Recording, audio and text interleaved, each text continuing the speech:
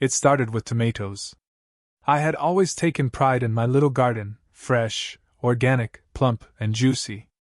My tomatoes were the talk of the neighborhood, and I enjoyed the simple joy of harvesting them. The HOA didn't exactly encourage growing anything more than grass and hedges, but I didn't care.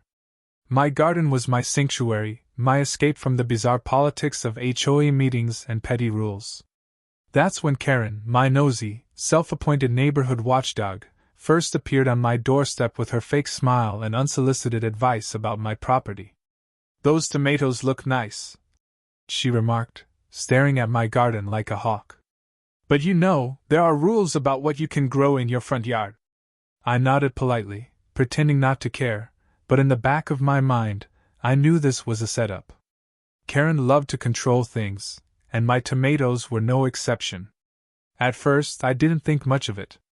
But then, one morning, I walked out to find a few ripe tomatoes missing. I chalked it up to neighborhood kids messing around. A quick glance around, no one in sight.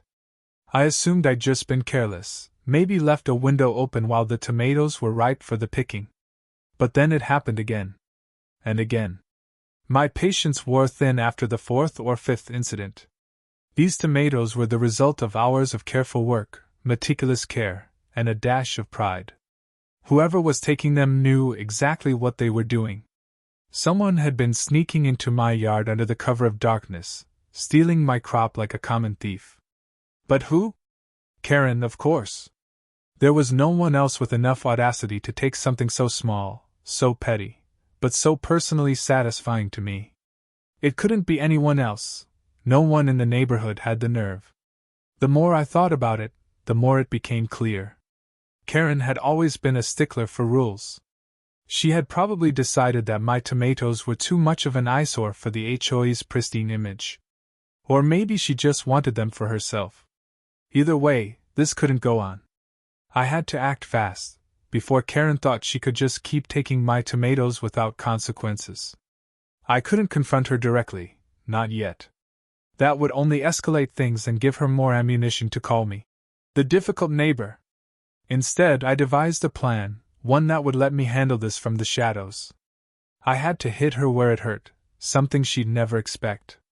I'd heard of Carolina Reapers, the world's hottest pepper. Perfect. I couldn't just plant a few tomatoes back in the ground to replace the stolen ones. I needed something far more devastating, something that would teach her a lesson, something she couldn't ignore. And so, I secretly planted a crop of these fiery peppers in the same spot where my tomatoes had been. The plan was simple: grow the peppers, let them mature, and wait. I'd set up hidden cameras around the garden to capture her in the act. I didn't want to just catch her in the moment. I wanted evidence that I could use against her. And then I'd have my revenge. But as the reapers grew, something strange started happening. It was small at first, just a flicker of motion out of the corner of my eye when I was in the garden. Sometimes I would hear the faintest rustling at night, but when I looked out the window, no one was there. It wasn't Karen. It couldn't be. She was always the first one to make herself known, to appear with some new complaint or suggestion about the neighborhood. But the feeling lingered, a strange unease that I couldn't shake. Then, the lights started flickering. It was subtle at first, a minor inconvenience, but then it grew worse. My garden light would turn on and off without reason, sometimes flickering in rapid bursts. I'd walk out to check, but no one was ever around. The lights were working just fine during the day, but once night fell, it was as if someone was messing with the wiring. Or worse, watching me. I pushed these thoughts aside. Maybe it was just the old wiring in the neighborhood, or perhaps someone else had been tampering with the streetlights. But deep down, I couldn't help but feel like something was off. Weeks passed, and the Carolina Reapers grew bigger, their bright red fruits dangling like dangerous jewels on their thorny stems. It was almost time. I had set up the cameras, hidden them in such a way that no one would notice them unless they knew exactly where to look. Karen wouldn't know what hit her. Then one night, as I was reviewing the footage, I caught her. There she was, skulking in the garden, creeping through the shadows. It was clear she was up to no good. But she wasn't just stealing tomatoes anymore. No, she was digging around the roots of the plants, running her hands over the soil, as though searching for something specific. I froze. This wasn't just about tomatoes. She was tampering with my garden, trying to figure out what I had planted. Why would she care? It didn't make sense. She never cared about my garden before, just my tomatoes. But now, she was obsessed. The more I watched the footage, the more certain I became. There was something far more sinister going on. I couldn't just let it go. Karen had already crossed the line, but this felt different. It wasn't just petty theft anymore. There was something dangerous about her behavior, and I knew I had to dig deeper. I had to find out what she was really after, before it was too late. The days grew longer, and the tension in the air thickened. I couldn't ignore it anymore, the feeling that something was off, that Karen's strange behavior had escalated beyond petty thievery. I watched the footage again, my eyes darting back and forth between the screens, trying to make sense of what I'd captured. There was Karen, crouching in the garden, her hands digging into the soil like a scavenger. It wasn't just the tomatoes she was after, she was searching for something more. I replayed the footage one more time, the shadows in the video twisting as the camera captured her movements under the dim light.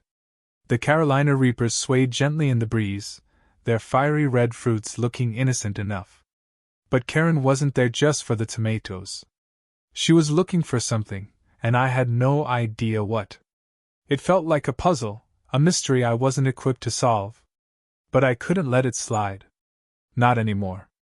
My next step was clear. I needed more than just footage.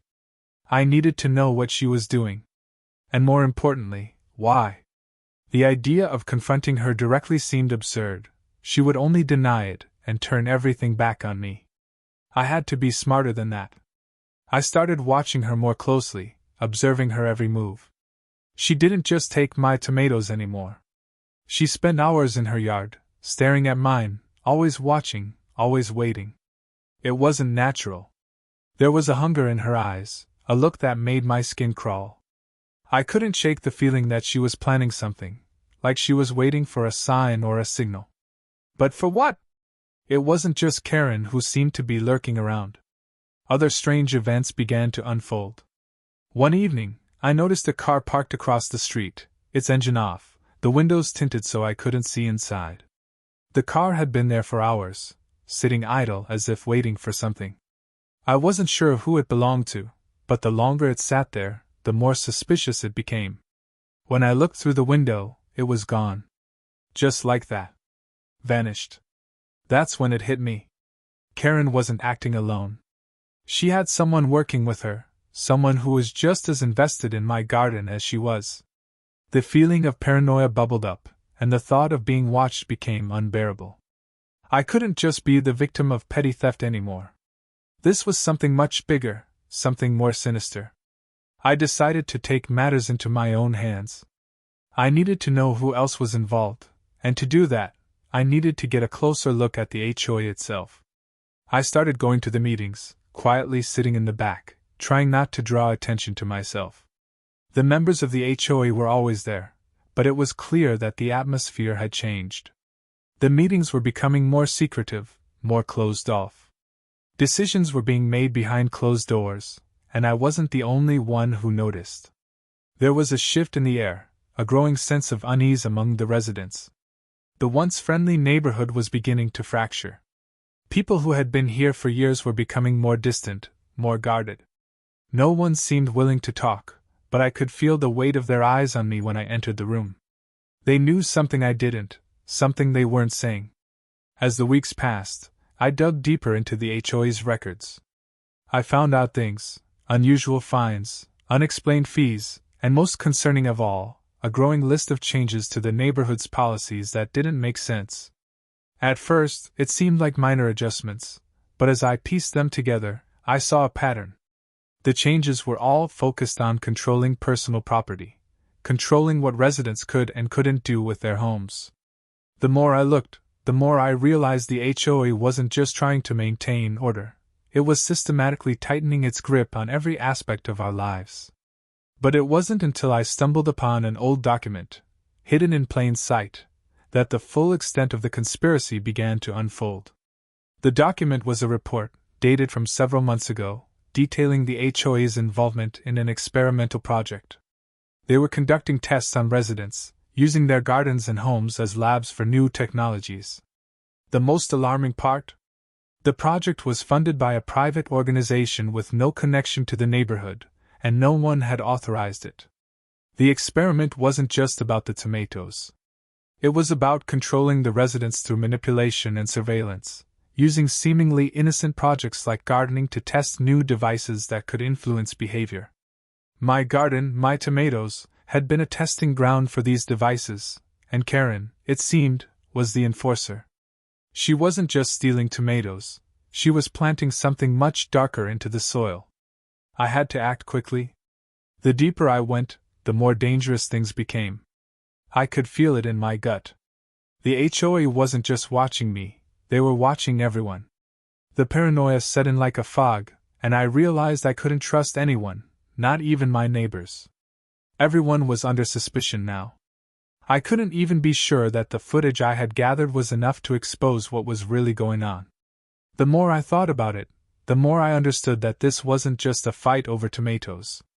This was a war for control, and Karen was just the tip of the iceberg.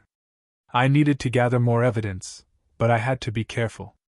The HOA's grip was tightening, and the walls were closing in. If I didn't act fast, I'd become part of their experiment, just another cog in their machine. I needed to get out of the neighborhood, but how could I leave without exposing everything? If I revealed what I had uncovered, I risked losing everything: my reputation, my home, maybe even my freedom. But staying in the dark wasn't an option either. I had to make a choice: fight back, or disappear before it was too late. I knew it couldn't be a coincidence anymore. The more I uncovered, the more I realized how deep the web of manipulation stretched. Karen wasn't just a thief or a nuisance, she was a key player in something far darker, something that involved the entire neighborhood. The HOA wasn't just a governing body anymore, it was a covert operation, pulling the strings behind the scenes. The garden wasn't the only thing they had their hands in, they had a far-reaching influence on every resident, every property, every decision. I couldn't ignore the truth any longer. Karen had been sneaking around in my garden for weeks, but it wasn't just for tomatoes. She was planting something that went beyond simple theft. She was making sure the experiments the HOA was conducting continued, undisturbed. Each night she came, she was gathering data, gathering intel. The more I thought about it, the more I saw the pattern. The HOA was using us, using our homes as lab rats, testing mind control technology and surveillance systems hidden in the plants and structures around us. The neighborhood was nothing more than a giant petri dish. The document I had found, dated months ago, outlined the details of the experiment. They had been using ordinary people like me, unsuspecting residents, to test new technologies. It wasn't just about controlling the environment or the garden, it was about controlling us. I could see it now: the rules, the fines, the restrictions. They were all designed to make us compliant, to break us down and make us easier to manipulate. I couldn't just sit on this information. But who could I trust? The people in the HOA were all complicit in this, and they had the power to make me disappear without a second thought. I couldn't even trust my neighbors anymore.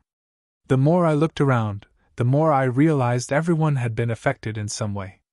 Some were too scared to speak up, others were too brainwashed to even recognize what was happening. The entire neighborhood was under a psychological lockdown, with Karen acting as the enforcer, making sure no one strayed from the plan. But I wasn't going to let them control me. I had the evidence, the footage, the documents, the details. It was all coming together. The only problem was that I didn't know who else was involved, who else might be watching me, waiting for me to slip up. I had to be careful. One wrong move, and I could lose everything. I started reaching out, trying to find someone who could help me. I couldn't do this alone. The more I dug, the more I realized I wasn't the only one who had suspected something was wrong. There were whispers, rumors about strange behavior at the HOA meetings, stories of people vanishing, of inexplicable decisions being made. But no one dared to speak up. Everyone was too afraid, too deep in the system to see what was right in front of them. Then, one night, I met someone, a former HOA member who had been part of the project. He had been quietly trying to escape the control of the organization, and he had information. Real information. He told me everything. The HOA wasn't just testing technology. They were testing a new kind of surveillance device, one that could control minds. They had been planting these devices in the homes, in the gardens, everywhere. And Karen, of course, had been helping them all along. She wasn't just a pawn in their game, she was a collaborator, helping them track every move I made. The more I learned, the more I understood how deeply embedded this operation was. The HOA wasn't just monitoring us for petty reasons. They were controlling us, shaping our behavior, manipulating our thoughts. The garden was just the beginning. They had bigger plans, and they had been setting the stage for months, if not longer. And the worst part? I was in the middle of it all. My garden, my tomatoes, my reapers, they were all part of their twisted experiment. I had unknowingly become a part of the system they had built. But there was a way out. I had the evidence. I had the footage, the documents, everything I needed to expose the HOA for what it really was. But I couldn't go to the authorities, not yet. I knew that if I did, they would make sure it all disappeared, just like they had done with anyone who had tried to fight back. I had to be strategic. I had to make sure the evidence was out there, but I also had to protect myself. If I failed, it wouldn't just be my reputation that was ruined, it would be my life. The next few days were a blur of frantic activity. I copied all the files I could find, downloaded the footage from the cameras, and made sure to back everything up on a secure drive. I had to be ready. The HOA had eyes everywhere. I couldn't afford to let them catch wind of my plan. The more I thought about it, the more I realized that Karen wasn't just a nuisance. She was the key. If I could expose her role in all of this, it would open the door to everything else. She was the weakest link in the chain. If I could bring her down, I could bring the whole operation to light. But there was a catch. Karen was far from being just a petty thief. She had been deeply involved in this project for months. She knew the ins and outs of the system, and if she figured out what I was up to, she would stop at nothing to make sure I never exposed the truth. I had to be smarter, faster, and more careful than ever. The walls were closing in, and every step I took brought me closer to the edge. But I wasn't going to back down, not when I was so close to the truth. It was time to take the fight to them. I had everything I needed to expose the HOA and bring Karen to justice. But I also knew that playing this game meant risking everything. I wasn't just fighting for my garden anymore, I was fighting for my life. The stakes had never been higher. I knew that exposing the HOA meant walking a razor-thin line between freedom and disaster. The more I uncovered, the more I realized that Karen wasn't just some petty thief, she was a soldier in a much larger war. The HOA's control over the neighborhood wasn't just about rules or regulations, it was about complete domination. And they weren't going to give up their power easily. If I exposed them, they'd make sure to erase me, just like they had done with anyone who got too close. I couldn't wait any longer. I had the evidence, the footage, the documents, the proof. But I couldn't just show up at the police station with it. That would be too easy, too obvious. The HOA had people in high places. They had connections that stretched far beyond the neighborhood. The authorities wouldn't help me, they'd bury it. I had to find another way to make sure the truth got out. My first move was to contact the local news. I knew the media could be unreliable, but this was different. This wasn't just some local drama about a neighborhood dispute.